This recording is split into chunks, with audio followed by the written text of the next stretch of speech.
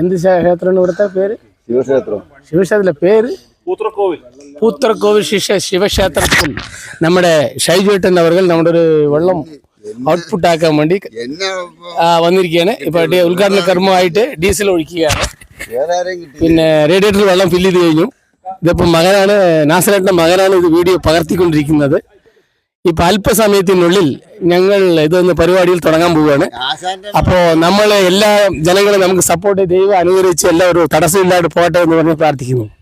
വേറെ വിശേഷമൊന്നുമില്ല ഉണ്ണി? ഹീറ്റാവും വെള്ളം ഒഴിച്ചുകൊണ്ടിരിക്കുക കേട്ടോ.